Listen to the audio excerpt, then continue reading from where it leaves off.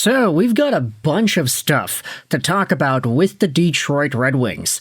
Two guys are coming up, another guy gets signed out of nowhere, he's a brand new Red Wing, and two other guys are going to be out for a little bit. So, there's a lot to dive into here in this video. Of course, this is building off of the alarming Larkin confession video we had made earlier in today's show.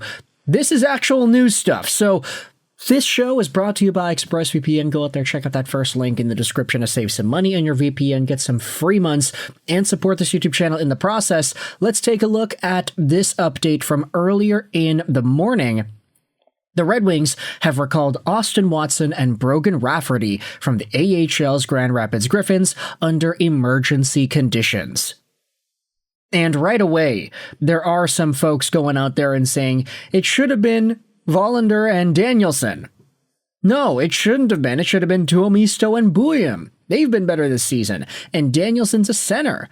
Why? Just because they're the shiny toy? Mostly because they aren't as old as the dirt we walk on, have a little life in their legs. They have a chance to inject some life into the team while also seeing if things are ready to go for next year, which could prevent some awful signings in the summer. Just a few thoughts. You know, I do understand the philosophy here, but I also do understand why the Wings are recalling Watson and Rafferty in particular. If you want to know why these guys are getting recalled, it's because, hey, per coach Todd McLellan, Erik Gustafsson will be out long-term, and Elmer Soderblom is still day-to-day. He will be coming on the trip. So, it makes sense to dive into why the Wings are recalling up Watson and Rafferty. These guys are the in-the-now roster replacements. Watson is a bigger, more physical guy. Rafferty is a right-handed defenseman, and it's kind of interesting because I can understand the philosophy of wanting to take other guys, younger players instead. But if you take a look at Austin Watson, I mean, he was decently productive this season. 37 points in 56 games played, with 2 regular games as a member of the Detroit Red Wings. You also have Brogan Rafferty, who has always been a pretty solid defensive option for points, and I only say that because he was really productive in 2019-20 with Utica. I think this season, it stands to reason he's not been as good. 19 points in 50 games this season for the one-time super dynamic offensive defenseman. Rafferty's 29, Austin Watson is 33, so I could understand the philosophy of wanting to get guys that are younger, but if the Wings are just looking for right now roster replacements, they want players to be able to step in, plug and play, use them, and just be able to know that they're going to be good enough to tango, I guess Watson and Rafferty are decent enough. Of course, it's not like the Wings are going to make the playoffs this season, right? I say going to, as if their odds still don't have them as a potential threat. I mean, it's really low, so I could understand why they're going with the more quote-unquote safe options instead of taking younger guys like Willander or Danielson, who just might not be ready right now, but who could maybe deserve a cup of coffee towards the end of the year. Who really knows? For now, though, it's Rafferty and it's Austin Watson. Let's talk about the other guy that is relevant in today's Red Wings conversation. It is none other than Eduards Tralmaks, as he's been signed by the Wings to a 1-year, 2-way contract beginning in 2025-2026.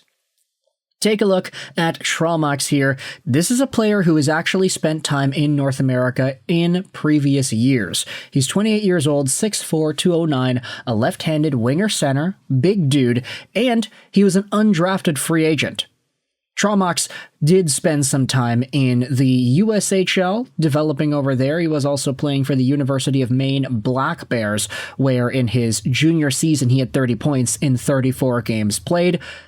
He was born in Latvia, so it's interesting to see him find himself in the Boston Junior Bandits, for example, and the Chicago Steel and Maine University. He was a pretty interesting option in the American system there in the Northeast. Eventually, he found himself a contract with the Providence Bruins, scoring 27 points in 51 games played with their AHL team.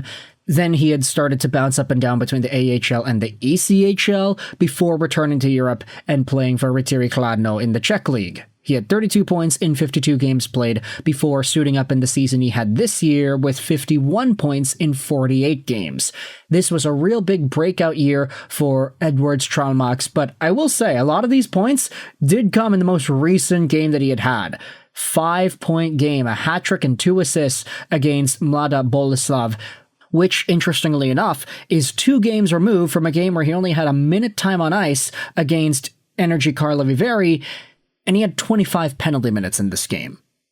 So the previous few games here have been really interesting for Eduards Tralmaks. Another hat trick against Berkly on February the 14th, followed up by the 25 penalty minute game, and then another 5-point game here against Mlada Boleslav. So Eduards Tralmaks has some really interesting skill, good combination of goal scoring and playmaking here. Let's see if we can read the Red Wings scouting report. No, there is no scouting report here. Most points in the Czech League, 51 points in 48 games. That's a solid addition. Hope he can sign more overseas guys and NCAA undrafted guys. Red Wings will mark my words, they'll be in the playoffs. Say what you want about Steve Yzerman, but the man can collect some prospects. It doesn't matter that he's 28, just wait till he gets here. He was already decently productive, half a point a game-ish territory in the AHL, so I do think there is potential here for Tralmaks to show some value, at the very least at the AHL level next season. If the Wings are expecting some of their younger top forwards in Grand Rapids to make the Red Wings and graduate to the NHL, then they're going to need some bodies to fill out the rest of that core, and Tralmaks looks like a guy who, based off of his season in Czechia this season with Rytiri Kladno, is doing pretty well to fit that mold. He also is, I believe, the top guy in points. Yeah, he is. The number 1 point guy in the Czech League this season with 51 points in 48 games. It's not really as high scoring of a league as some other leagues here. They don't have too many guys that are over a point per game. They literally only have 3. And the top point guy is, as we had said, right here with 51 points in 48. So not necessarily the league with the most production, but still it's interesting to look at Tralmaks as one of the only guys to be noteworthy in this league from Latvia. He's the only guy with that little Latvian flag there. So the Red Wings get themselves an exciting Latvian addition. They also got themselves Brogan Rafferty and Austin Watson called up onto the team, all in part due to Erik Gustafsson's long-term absence and Elmer Soderblom's day-to-day absence as well. Let me know your thoughts in the comment section below about these 3 pieces of news. What are your thoughts on Eduards Tralmaks? If any Czech fans, any fans of the Rytiri Kladno in the Czech League, which, by the way, I think that's the team that Jágr plays for. If any fans in the Czech League can give us a scouting report as to what Eduards Tralmaks is all about. Yeah, there he is, Jaromír Jágr. 16 points in 39 games played. That's crazy. All at the ripe old age of 53 years young. Incredible right there. But if any fans of the Rytiri Kladno team can let us know what Tralmaks is about, then please let us know in the comment section below. What's he been like? What's his profile like? And how is he going to help out the Detroit Red Wings next year? Let me know in the comment section. What do you think? I hope you enjoyed this video. Zayne, and bye.